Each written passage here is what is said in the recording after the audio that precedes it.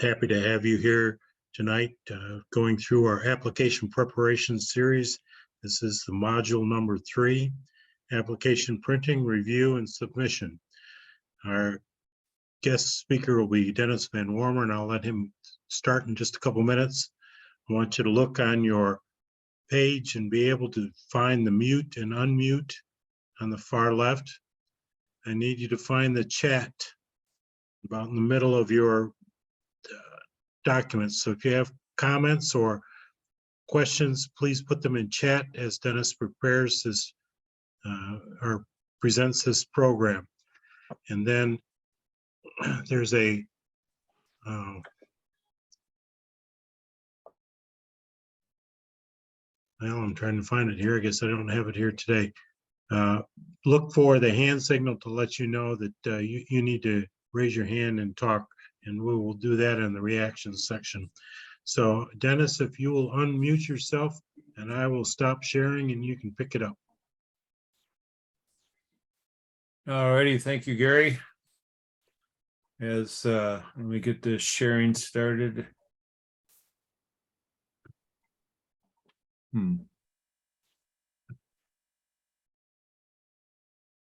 Okay. If just a tidbit for you under reactions is where you raise your hand.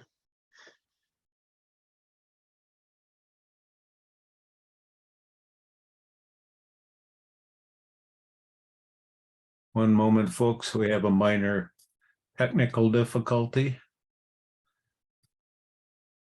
Oh, okay. I have a new computer. I will be right back. I have to check out and check back in here. Hang on.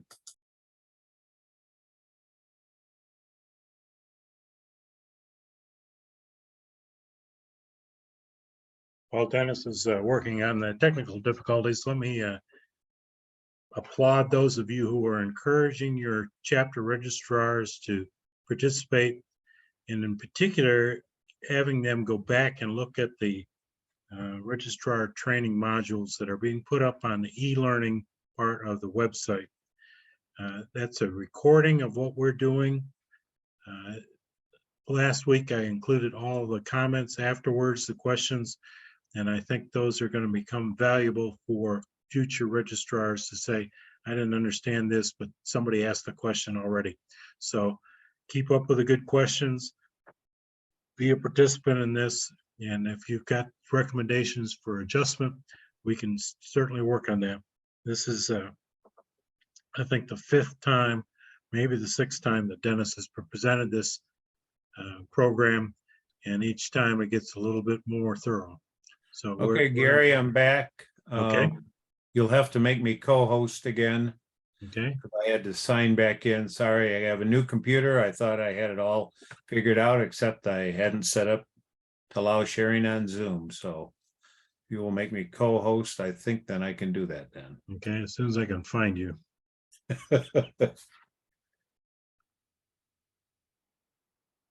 There you are. Okay, you're back to being a co-host now. There it is. Okay. All right. Let me try it now. Oh, look at that. Just like it's supposed to.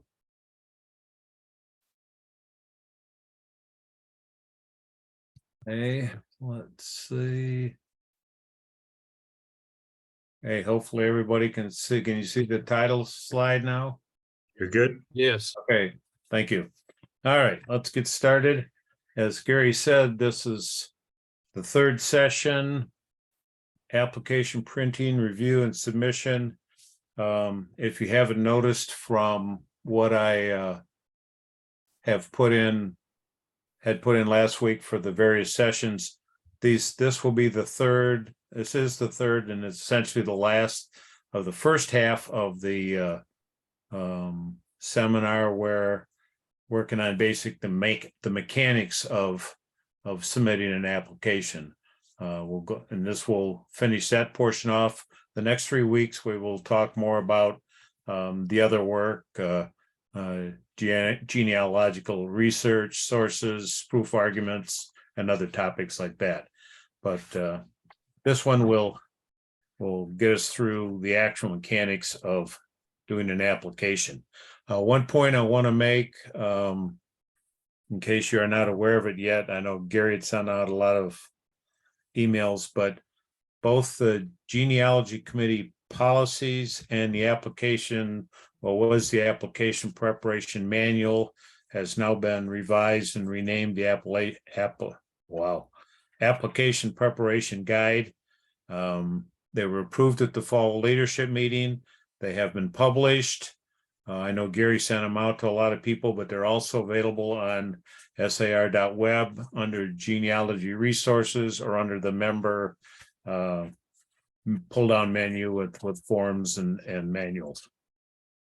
Now, they're out. I have not had time to update these slides to the new dates, but I did try to get the pertinent changes updated in the content, and I'll go over them as we go through this. Whoops, double already. So here's the details agenda for tonight. We'll go through printing and signing the actual official application. I got a lot of slides about preparing proofs, and we'll finish up with well, there's one about signing that, and we'll finish up about submitting it. And I got a little thing about a review process in there that we'll talk about. So, boy, that just doesn't want to. Printing the official application. Again, these are the older ones, the older citations, although there's no real change here on this. Key points, the biggest one being in the bold, of how they need to be printed. I think most everybody knows, but legal size, SAR watermark paper, you print both sides. And the key point, which I marked in red, you don't print the back side upside down from the front side. It will get your application pended and sent back. It did to one of our chapter registrars who made that mistake, and it didn't get caught. The other one, which is in the policy, is this no more than 5 very minor neat corrections in ink. I know over the last couple of genealogist generals, Jim Falkenberry and Bob Fish, have pushed for the quality to keep improving and cut down on corrections and scratch outs and all that kind of thing. So it has been said by others that Michigan has increased the quality of its applications over the past few years. One of the things we did was to address this one and say this no more than 5 very minor neat corrections in ink are for our state registrar only to make corrections. This is not for the chapter registrar to rush through an application and then find some errors at the last minute and scribble them in there. We expect the chapter registrar's submission to the state registrar to be as perfect, essentially perfect in his mind. Not to say that he might not have made an error, but that's where the 5 come in for the state registrar if he finds something. But back to my principle of trying to submit a document that's a work of art and that you'd be proud to submit. And then this is one that's come up a couple of times. I want to spend a couple minutes on printing. For the online application, which is the one, again, we focus on in Michigan, there's a instruction to set the scale on the print setup somewhere between the range of 90% to 100%. The key here is you have to make sure that whatever is the last generation on the front side is printed completely on the front side and doesn't fall over onto the top of the second side. And that, again, will get your application rejected and sent back, or you'll be told to fix it, reprint it, re-sign it, and send it in again. So questions that were brought up as to, well, how do we do this?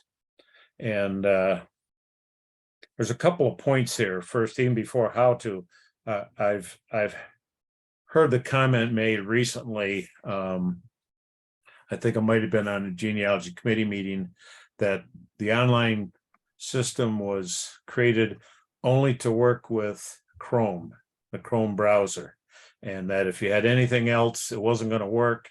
You were going to get weird font sizes, or you weren't going to be able to do this, that, or the other thing, and you had to have a Chrome browser. I'm here to tell you that is not correct. There are problems with some of the other browsers.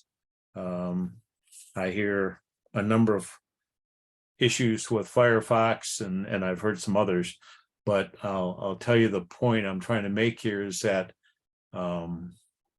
neither the SAR staff nor the people who created and are now trying to improve the online application do a full set of testing.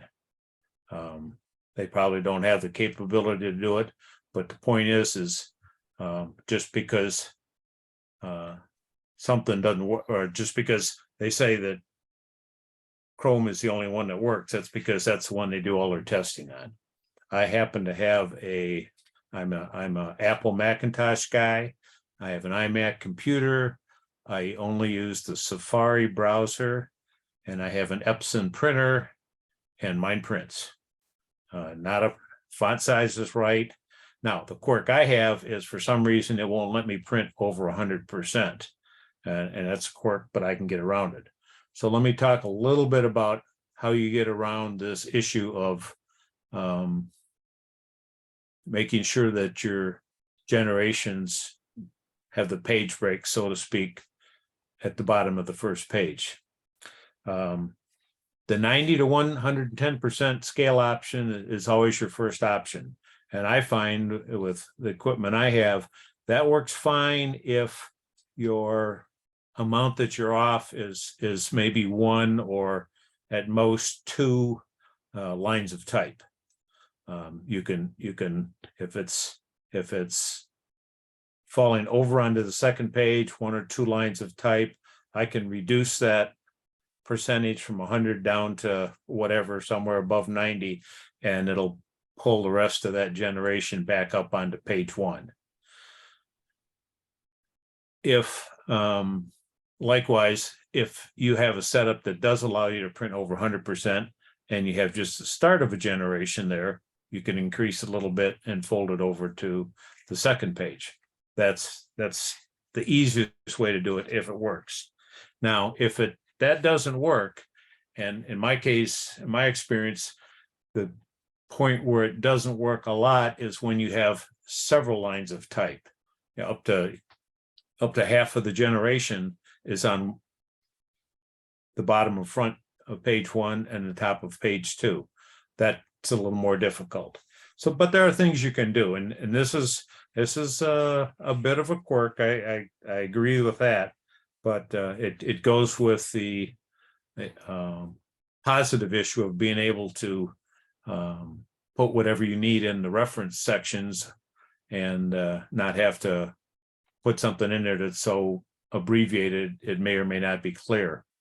So what you can do is, if you have most of that generation on the front page and you're over a few lines and the 90% doesn't quite get you there, you can go back up into any of the reference sections or the service, the Patriot description of service, or the Patriot proof of service.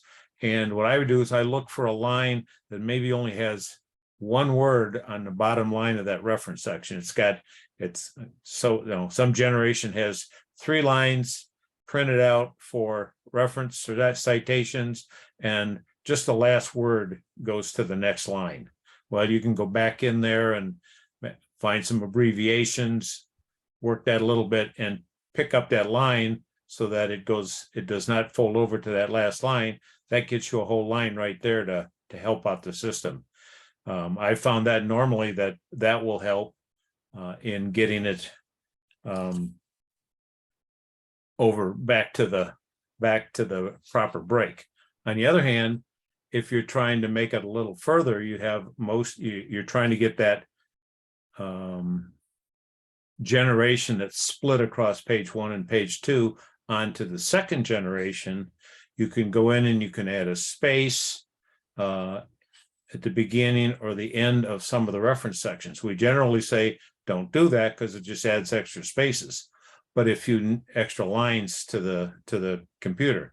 But if you do need to do that, if you have to move that generation down some, that is a convenient way to do it. You can add a space that'll add one line. Excuse me, I'm saying space. You can hit enter or return somewhere or at the end or even at the beginning of a reference section. That will give you another line that will just be blank, but it will move everything down some. So those are ways you can try that out. And I found that it isn't generally, when I do printing from the online, I'll say, there aren't many that come out perfect, but I'll say probably 2/3 of them I can play with the percent scale or add one line or take one line off, and I can make it work.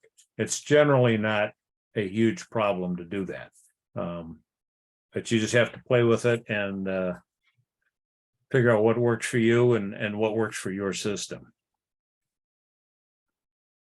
So we got other questions. We can talk about that at the end of the presentation. Okay, then signing the official application. Once it's printed, it needs to be signed. There's a couple of points here. What's in black here is what's official in the policy and the APM. Generally, for regular membership, adults 18 and over, they must sign their application unless they are incapacitated. Exceptions may be approved by genealogist general. In the case of junior members, we leave it up to them and their parent or legal guardian to decide who signs. If there's some reason that the guardian or parent wants to sign for them, that's certainly acceptable. Then I put this thing about no surprise gifts. About 3 times a year in Michigan, I get somebody calling me up and say, we want to give Uncle Bob an SAR membership for his birthday, and we want to surprise him. So how do we do that?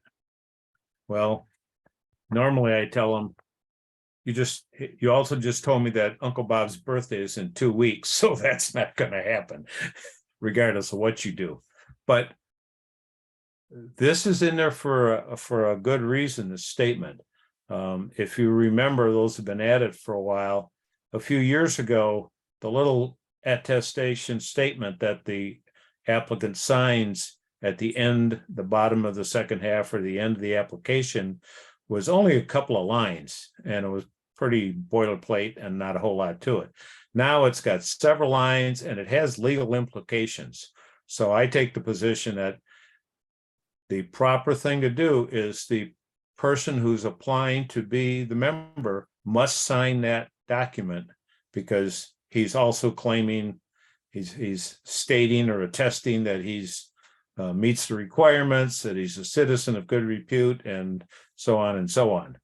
So what I have done for these people that want to surprise a member or surprise a family member with this, I say, and I've found this to be true every time it's been done, don't worry about giving them the actual membership, because you probably don't have time to get it. Put the application together, get it all set, work with your chapter registrar, have it completely printed, ready to go, and then give him the package as his gift, surprise him with that and say, all you have to do now, Uncle Bob, is sign on the back, and in a few weeks, months, we'll have your membership. And everybody that I've done this with has said, boy, he was just a surprise. He was very happy to get it. So that's kind of something to keep in mind when somebody does ask for trying to surprise somebody. Now, number of signatures. Again, most of you know this, but if it's a new member application, that must have 5 signatures. The applicant, 2 sponsors who are members in good standing, the state registrar and the state secretary.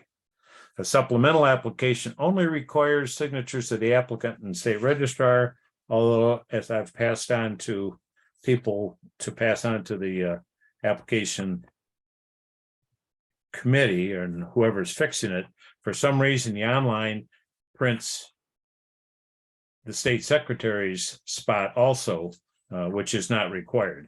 In Michigan, we happen to use it anyway, but you're only required to have the applicant in the register for supplemental. And if it's a memorial application, it must be signed by an adult SAR member. Let's see, signing.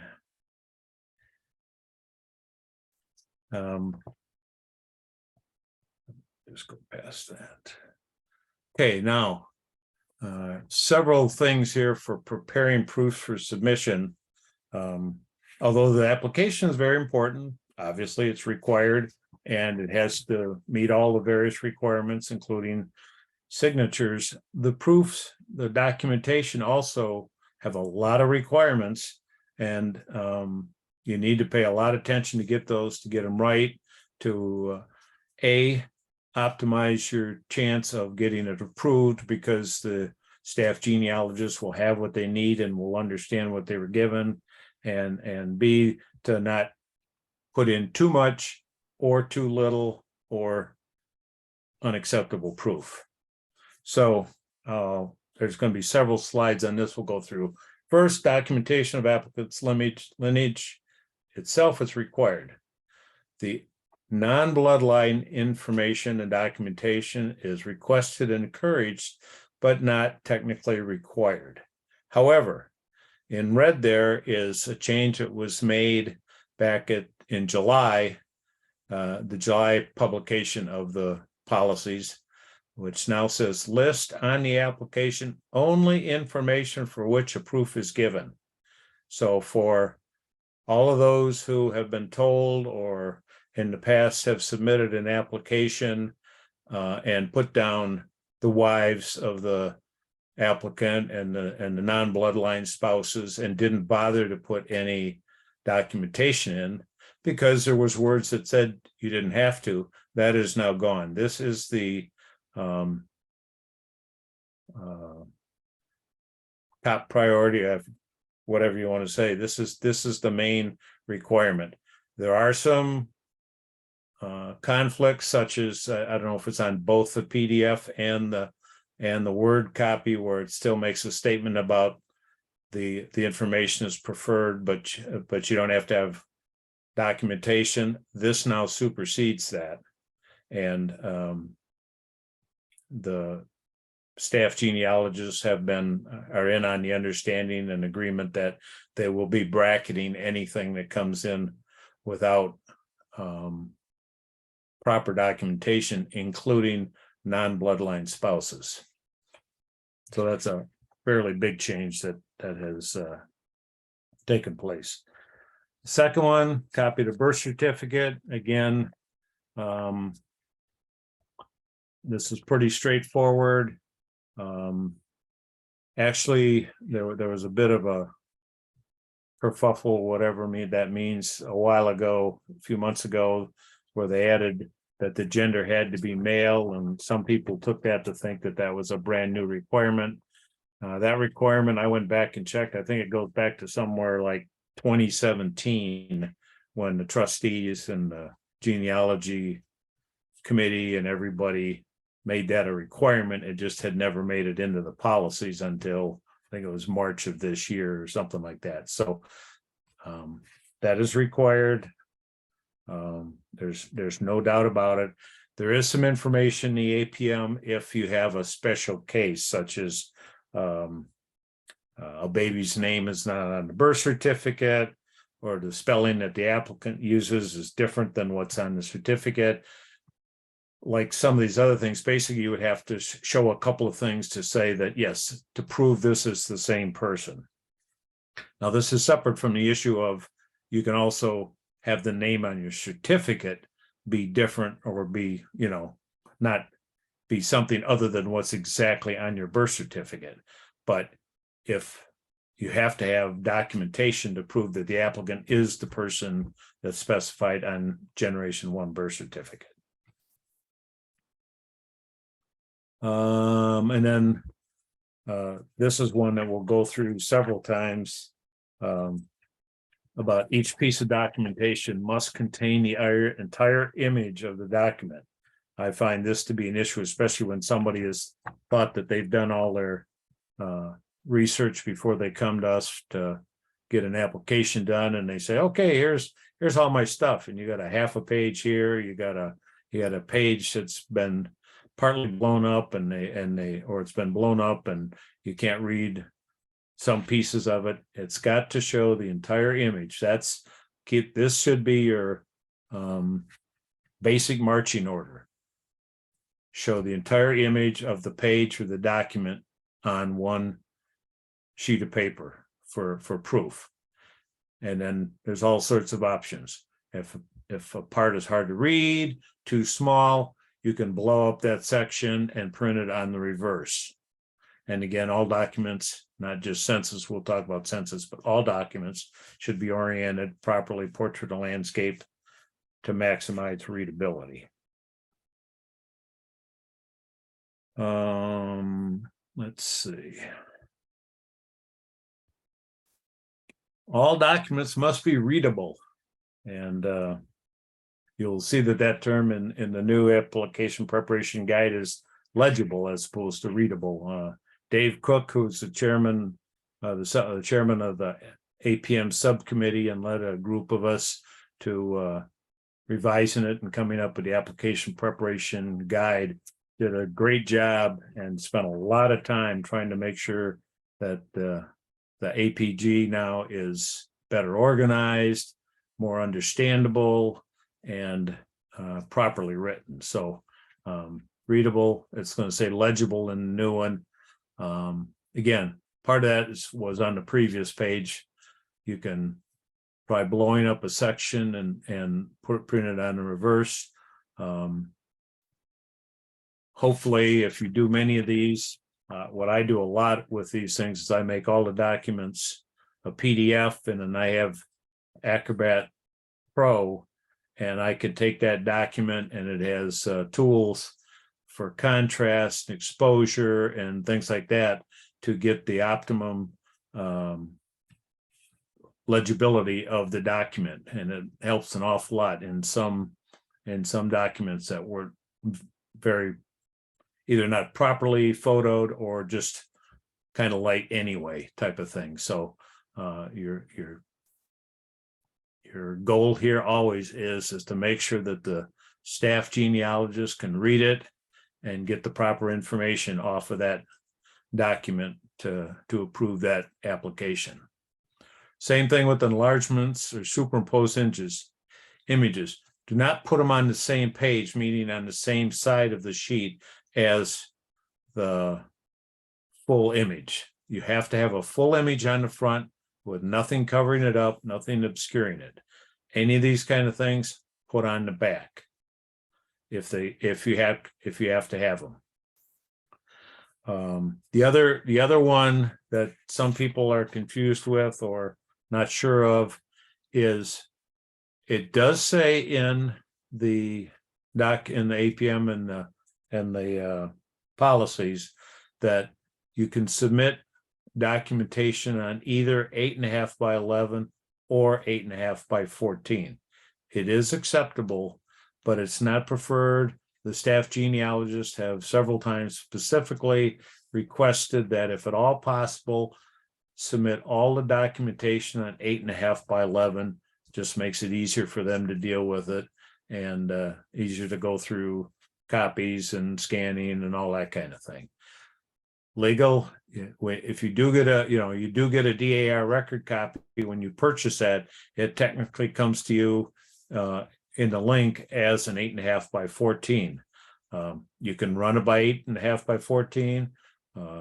The staff genealogists do not have a problem with that because they don't scan those into the system anyway. But an easy way to remember is if you just stick with 8.5 by 11 white paper for all your documentation, that's about as clean as you can get. Final point, if it's smaller documents, you would normally scan them over 100% so that they fit nicely on an 8.5 by 11 page. Again, making sure you go back to the first point that you still want them legible. Okay, next item. Again, a lot of these are just various points in the APM, and there's a lot of points here, but these are all things you need to keep in mind. Do not submit duplicate pages of a documentation source. Only one copy of a document is needed, even if you're using over multiple generations. What you're asked to do is say you got it across 3 generations, a publication, a published history with sources that's acceptable, but it covers 3 generations of the family. You only need one copy. You annotate in that one copy all 3 generations, but then you put it with the other documentation from the first of those 3 generations that the staff genealogists will refer to. They'll know to come back to it if they need to look at it some more. Again, don't supply redundant information. Good example. If you got a vital record, don't give an index for it. If you got an actual census, they really want you to, if at all possible, unless it's totally illegible, just send in the copy of the census page, not any kind of a summary page or transcription. And the third one, as obituaries are always an exception. They like to have that extra information that comes with an obituary, even though you might not need it, even though you might feel that you have already given sufficient proof. It usually has lots of extra family information. You're welcome to submit an obituary if you have it, hopefully with the proper source information. Okay. Okay, now, when needed, include a narrative. Yeah, you can read all this. Basically, what this is saying is, this is what a proof argument is, a proof summary or a proof argument. We're just going to leave that for tonight. In session 5, we will spend almost the entire session on proof arguments. So we're just going to let that go. But they're just making the point here that if you have indirect evidence, like we talked about in the second session, and you need multiple indirect evidence documents to prove your point, you need some sort of explanation and analysis. That's usually called a proof summary or proof argument. We'll do that in session 5. All published sources must include both the page or pages of interest and the title page. So they have the title, the author, date of publication. A couple other points to keep in mind along with that. Again, I'm going to keep driving home the point that you're trying to provide. You're trying to make the staff genealogist job as easy as possible, specifically so that they don't have to go off looking for something that they need that you didn't give them. So for instance, if you have a document, a book, a history book, and they have some sort of abbreviations that they're using through there, you should also find, there should be a list of what the abbreviations are and what they mean. You should supply that too, so that they know for sure what that abbreviation stands for. If you have, say, a church record, I've seen this several times where they're doing, or maybe a town or county history record where they're listing a bunch of people, and they list the surname at the top of that, and then they list the first names of all the people with that surname. Your stuff is on the second or third page. There's nothing on your page that lists the surname. You need to go back and also make sure you submit that page that has a surname on it, just to make it clear that all the information is there.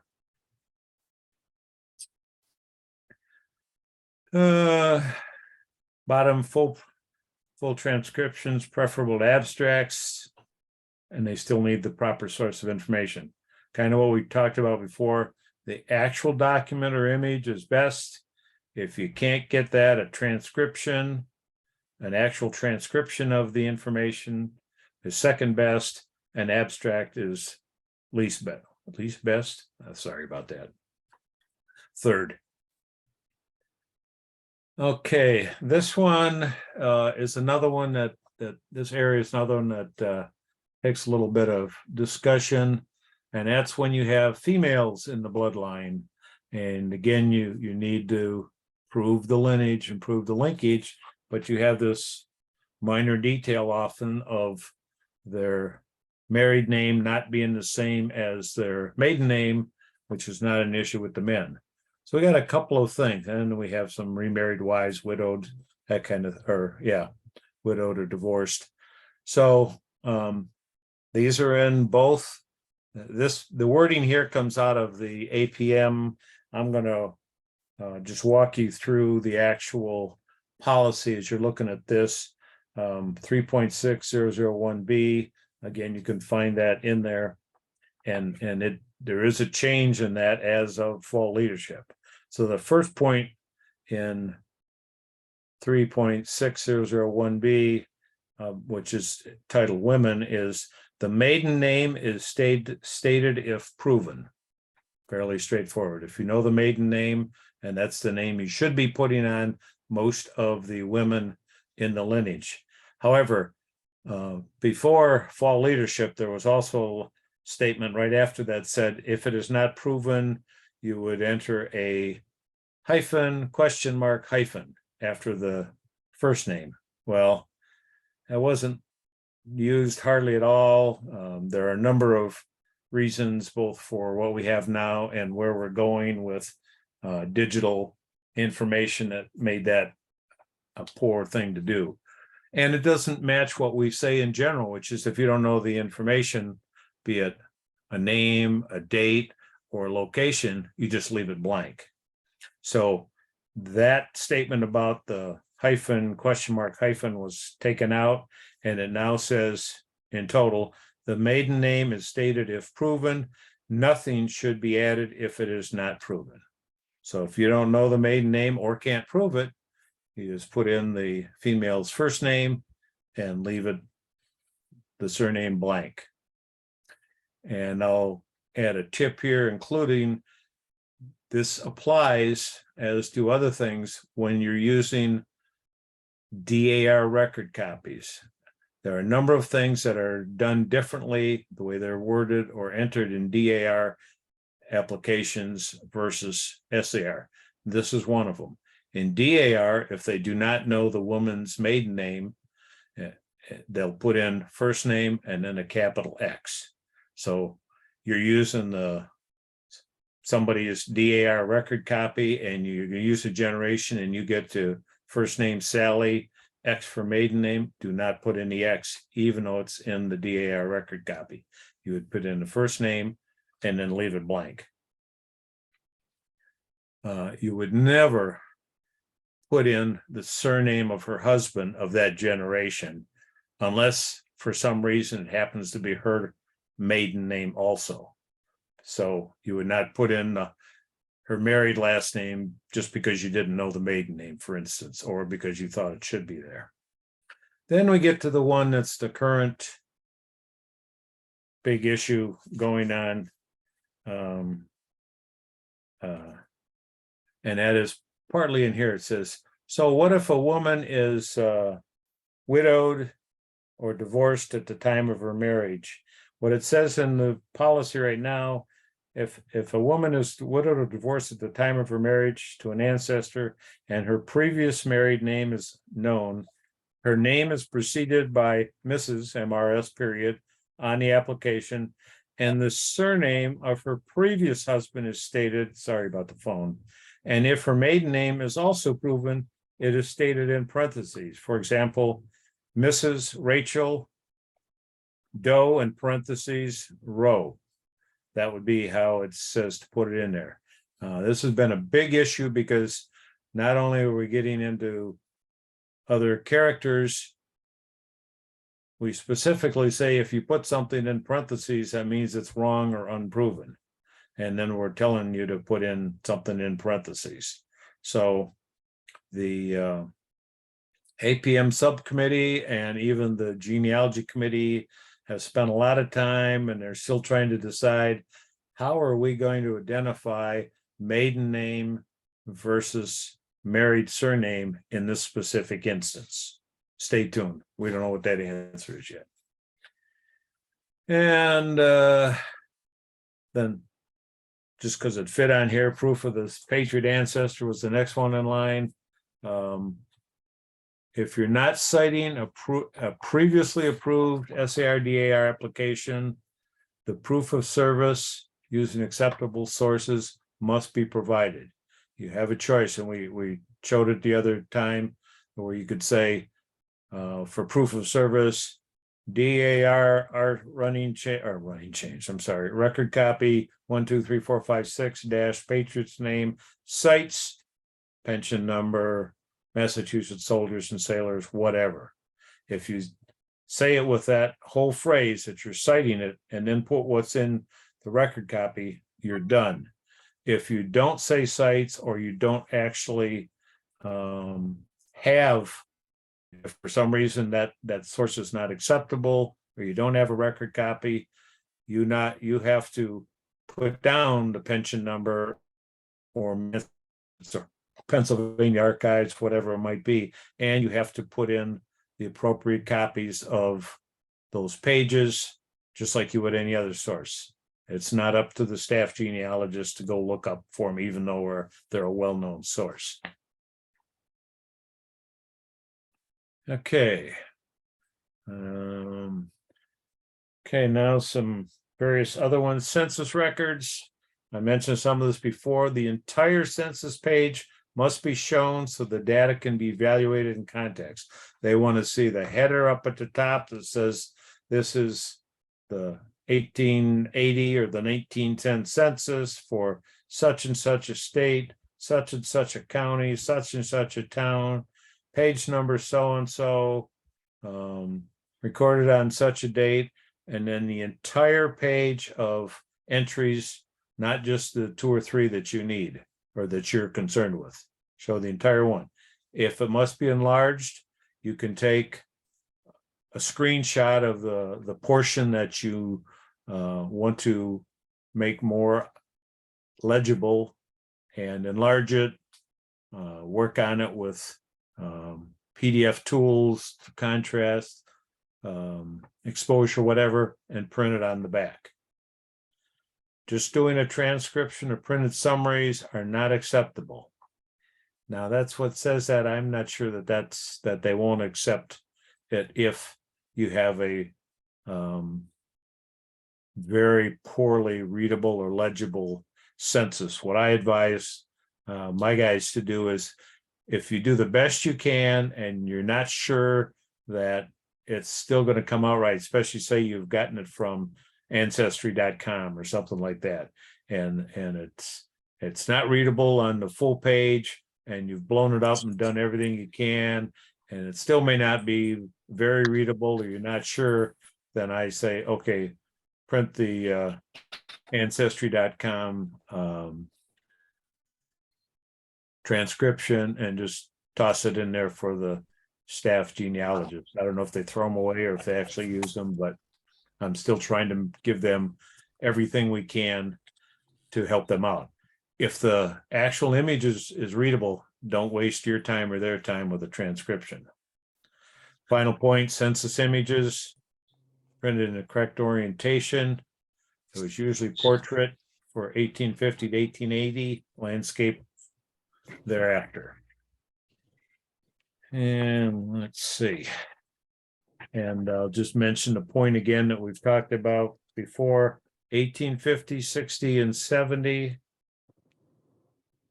Maybe 80 also, I forgot, are considered inferred relationships. They have in a typical family, they would have the head of household, male first, wife second, children after that by age, but they don't state what the actual relationship is. If all the ages look right and everything else looks right, staff genealogists will normally accept that as an inferred proof, and you're okay with it. after 1880 or whenever, the census all have the actual relationships and you're covered. Okay. Bible records and other original documents. Again, we've talked about Bible records. Like, if it seems like I'm repeating some of these a lot, I am, because that was one of the problems of the application preparation manual previously, in that in various sections, they had some stuff repeated or changed. I think you'll find it a whole lot better with the new application preparation guide, but the basic information has not changed. Photo or scanned image of all pages showing the family information. And if it's a Bible, the title page. So they have an indication of the Bible's age and that it matches up with the genealogy presented in the family information. And you can read the rest of it. If, as happened in my family Bible, if about 70 or 80 years later, somebody else entered more information, that later information, the original stuff was fine, but the later information was not accepted because it was long after the printing of the Bible, it was long after the original information, and it was in a different handwriting. Find a grave. Again, the point here is keeping in mind that basically the only information that's acceptable from Find a Grave is whatever's was carved on the tombstone, and you have a readable or legible tombstone. You have to have something that you can actually read what's on the tombstone. Information on there will be considered acceptable if the tombstone is of contemporary age with the death of the person or the parent, the couple, whatever that may be. The only other thing that's acceptable from Find a Grave is the name and location of the cemetery. They will accept that because it's on there, but any user entered family list or genealogy is not acceptable. If they happen to show a vital record, or if they happen to show an obituary, a copy on there, and it has the proper information, you would use that as a separate piece of proof, not as part of Find a Grave, but it can be good proof, but not just user entered information. And one last one on proofs. Here's some miscellaneous ones that you have to keep in mind. Records in foreign languages need an appropriate translation. Birth certificates, we went over the big one. This just kind of reminds you that a short form birth certificate that does not identify parents is insufficient. Tombstone records, this would be something other than Find a Grave. You can go out and take pictures in the family cemetery of somebody. What I would do in that case would be take a picture of the iron thing that's usually across the opening that says this is the so-and-so family so-and-so family cemetery. And if you have good legible tombstone that you can read what's on them, that's valid. Newspaper articles we mentioned before, newspapers.com is my favorite because it does a great job of giving the source information. Published family and local histories, once again, they may be acceptable if they are properly annotated, footnoted with the source of the information, whether it's on the page or in the back. If you can show that the author used sources and is documented as sources, they'll probably be acceptable. The one other point here is, as it says in here, consideration may be given to a situation where the author can be shown to have been in a position to have firsthand knowledge of the person or event in question. If you got nothing else, I always say it's worth a try, but don't assume that just because you think it's enough, that the staff genealogists are going to agree. It's their final decision, and they may or may not choose to agree with you. Especially if I think the one that I've had issues with when somebody says, okay, the author was alive in 1894, and he has a fifth cousin 3 times removed that lived on the other side of the country that was alive at the same time, so that should be good enough. No, that's not going to be good enough. You have to be shown that they're in a position to have firsthand knowledge, and it may be good enough. Likewise, use of initials or middle names can cause problems, but it's your responsibility, applicant's responsibility, to provide enough proof to show that the person that in one document is initial first name and use the middle name and last name, and in another document is the full first name, no middle initial or middle name, and the same last name, that they're the same person. Okay. Once again, we get to record copies. Unless new applications qualify under the grandfather policy, they must cite either record copies of well-documented SAR, DAR, CR applications, or include their own documentation. And well-documented means what we covered last week, which means you're either after 1985 for DAR, CAR, after 2012 for SAR, and there's no known errors that have been documented to knock them out of consideration. You don't put down the first page of the downloaded DAR record copy. And this is printed 2 to 5, pages 2 to 5, can be double-sided if you wish, your choice. And then I put this down that some people take exception with. DAR record copies must be official. SAR record copies are really photocopies of the approved application. And I'll say right up, even if I'm going to get myself in trouble, I have kept the state record copy of SAR record copies from Michigan for the last 7 years. I have a banker box over half full of them. And if somebody occasionally needs one, I just scan it or make a print of it and send it to them, because that's all you're going to get from Louisville if you ask for an SAR record copy. They're going to scan it and send you the digital front and back, and you're going to print it out, and that's it. I'm not sure I've ever actually seen a CAR record copy, but we've turned in CAR copies that were basically the approved person's copies, and they've been accepted. So, and again, maybe reproduced. This would be the DAR ones. You can reduce them to 8.5 by 11 as needed if you want. Annotations. This has changed somewhat. The basic is still there, but we spent a fair amount of time making this a little more understandable. Basically, you shouldn't be putting much on a document, and it's generally limited to underlining and a fine line pen. We have eliminated the use of pencil as being acceptable in the new APG, but a red fine line pen underlining whatever information you're trying to bring to the attention of the staff genealogist, putting the appropriate generation in left or right hand margin, whatever works, and listing the generation number or numbers at the top of the document so they know what generations it's there for. In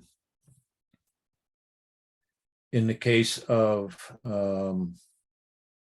if you have, say, a published history and it has 5 or 6 lines that are all appropriate, and key is readability again, or legibility. If you're concerned that if you put a red underline under all of that, it's going to start covering up some of the print, you are also allowed by policy to put a vertical red line in the margin to show those 5 or 6 lines that are there, the appropriate. Again, you're just trying to highlight it so the staff genealogist knows where to look and not have to read the entire page. The exception there, which was somewhat recently brought up, was for record copies, SARDAR, CAR, you don't have to put anything underlined in red. You know, they know what the stuff is. The only thing you really should do is put the generations of your application in the margin next to the appropriate generations that you're using on that record copy. The staff genealogists understand it from there.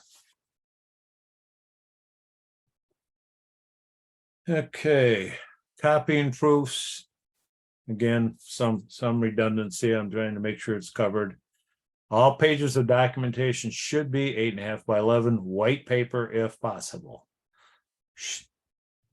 Legal size documents should be reduced to that size. It is acceptable. Just if you ask the staff genealogist, probably almost all of them, if almost say, hey, I just assume you have it all be 8.5 by 11, so I've got one size. Don't put duplicate pages. And one that does happen that'll get your package knocked out is don't put different proof documents on the opposite sides of the same sheet of paper. If you're trying to save paper and have a minimum size packet, that's fine. But if you got a birth certificate and a death certificate, don't put them front and back. You can put multiple pages of histories front to back. You can put the record copies front to back.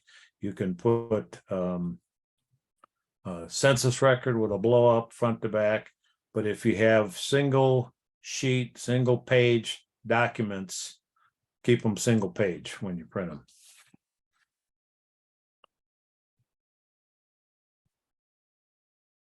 I am, how are we doing here? Well, I'm going to skip these next two. They'll be in there. You can read them. This is a process that I developed when I was registrar. It had a significant impact of improving our quality. And I will admit it right up front that some people loved it. Most people hated it. That's all there was to it. However, most of those people that hated it but actually tried to use it have come back to me and said, you know, this thing really works good. I hate it, but it really works good. And it really involves this. Just very quickly, what I do is I go through, here's two generations, and it's a first step I go through is I number all the actual documents in the reference sections. They get a unique number. So my birth certificate is 1. My wife's birth certificate is 2, 3, and 4. You get down to the second one. I'm using my birth certificate again, so it still stayed as 1. I did not use my wife's stuff or our marriage stuff in the second one, so I went to 5, 6, 7, 8. And I then go through on every item, name, date, and location, and put out the number or numbers that prove that piece of information from that document. So when I get all done, if I have a county, say, that doesn't have a number above it, I didn't prove it, I better be taking it out. And then the final step is what I do is off to the left there, is I look and I say, okay, I have 1s from my birth certificate in generation 1. I have 1s from my birth certificate being my parents' name in generation 2. 1 is what provided the link for Gen 1 to Gen 2. Yeah, it's slow, it's detailed, but if you go through this and don't take shortcuts, it's not very friendly to shortcuts, you will have a high degree of confidence that you've properly done your application and it's going to pass muster. And then finally, last point, submitting the package. Applicants must submit the original application containing all signatures. Photocopies of applications will not be accepted. And I'm just think that there's a little asterisk there, and someday we'll talk about what that really means. Most of these things are in there and also on the requirements page, not using staples or paper clips. 1, suitably sized binder clip to hold the whole package together. That's all you should be putting on that package to send it in. You should sort and organize in generational order all of the pieces of documentation. Easiest thing for you and the staff genealogist is put them in the exact same order as you listed them on the reference section. Applicant's birth certificate is always first. And then depending on how your state does it, keep in mind, I am preparing this from the viewpoint of the chapter registrar, not necessarily the state registrar, but you probably have to go along with that package of application and proofs. You've got check or more checks. In our state, we always send a clean, plain paper copy of the application front and rear for the state registrar to use in his checking. DAR finder form if appropriate. That's I don't know how many other states use that. We try to do it. It's kind of sparse in our state, but there are some chapters that try to help that one out. And we have this new genealogist general requirements list or requirements checklist. Maybe the chapter registrar may be expected to sign it and send it on to the state registrar. And I'm just not even going to touch that one. That's up to your state decision, your state procedure. So that is it. Let her rip. I see we have a few questions. Gary, you want to go ahead and Yeah, good job, Dennis. Appreciate it. I've got a couple comments and then I'm going to open it up. Chris Smithman, you'll be on deck as soon as I get through with my comments. There was a comment about the genealogist general can approve and signature by exception. And the only time, I think the way that the application preparation guide goes now is only time that the genealogist general can approve that is if you can say that the fellow is incapacitated. The surprise for Uncle Tom is not going to hack it. The birth certificates with male designations, that is kicking back a number of applications across the board. So please put some effort into that. There was a question about whether or not we're trying to get to an online signature that we could just send it out and not have to have a wet signature. That's a dream. It's not necessarily anything that we're going to have in the next couple of years, but that is a dream. One of the questions, Dennis, maybe you can answer this. If you have something in a foreign language, do you need to translate the entire document or just the pertinent parts that you're trying to present to the genealogist? Do you have to translate it all, or can you do well, kind of two things. Number one, the few that we have done happen to be already translated fully, but I would say clearly the expectation would be you would want translated whatever portion is needed to prove your point. You know, if it's but you would have to identify it. Say you got a list of birth records and you need to clarify which one it is because the language is so different. Then what I would expect to see would be that in the foreign language document, that would be underlined just like it would be done normally. And then that would be what you would provide a translation for. Okay. Or if it's a passage in a book, like say just one paragraph, I would expect to have a vertical red line or something signifying that that is the passage of consideration, and then have the translation for that. Okay, and I'm going to do a pass on the women's maiden name. We're still within the genealogy committee. We're still trying to determine, put brackets or put an asterisk either side of the maiden name or put them all caps. We can't make up our minds. So any suggestions that come through, you feel that it'd be appropriate, we can take those and we're still working it. So up to you, Chris Smithson. Do you have your question?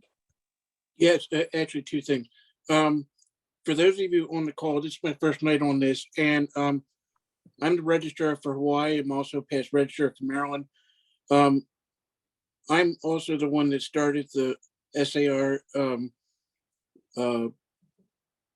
Facebook group, not Facebook, a Google group for those registrars that want assistance with any type of pending applications, need help with research, whatever. For those of you that haven't signed up,